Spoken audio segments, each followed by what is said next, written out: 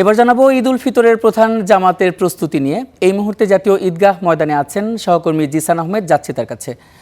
জিসান, জাতীয় ঈদগাহ ময়দানের প্রস্তুতি কেমন চলছে? আর ঢাকা দক্ষিণ সিটির প্রশাসন তো সেখানে গিয়েছিলেন, তিনি কি জানালেন? কোনো নির্দেশনা আছে কিনা? এখানে আমি সকালে এসেছি। জাতীয় ঈদগাহ মাঠের যে প্রস্তুতি প্রায় শেষের দিকে বলা যায়। কিছুক্ষণ আগে ব্রিফ করেছেন ঢাকা দক্ষিণ সিটি কর্পোরেশনের যে প্রশাসক আব্দুস সালাম। তিনি যেমনটি জানিয়েছেন যে এবারের ঈদের জামাতকে ঘিরে সব ধরনের প্রস্তুতি তারা নেবেন এবং এরই মাঝে আইনশৃঙ্খলা বাহিনীর সঙ্গে বৈঠক করেছেন, সব ধরনের নিরাপত্তা নিশ্চিত করবেন এবং তিনি জানিয়েছেন যে আবহাওয়ার কথা মাথায় রেখেই এবারের ঈদগাহের যে সামিয়ানা টানানো হয়েছে সেটি ঠিক করা হয়েছে।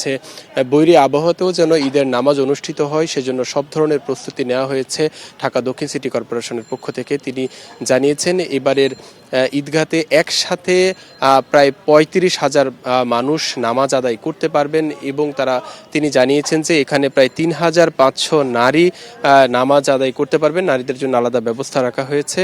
এবং আরেকটি তথ্য হচ্ছে, মাননীয় প্রধানমন্ত্রী তারেক রহমানকে চিঠি দেওয়া হয়েছিল। তিনি জানিয়েছেন যে তিনি জাতীয় ঈদগাহের এই মাঠেই তিনি নামাজ আদায় করবেন, এমনটি জানিয়েছেন প্রশাসক আব্দুস সালাম। তিনি যেমনটি বলছিলেন যে এবারের ঈদগাহে যেন কোনো ধরনের অপ্রীতিকর ঘটনা না ঘটে এবং তিনি দেশবাসী এবং শহরে যারা রয়েছেন সবাইকে আহ্বান করেছেন যেন ঈদগাহ মাঠে এসে যেন নামাজ আদায় করেন। এবং তিনি আরেকটি যে তথ্য দিয়েছেন যে সকাল 8:30টার দিকে মূলত এই জামাত অনুষ্ঠিত হবে।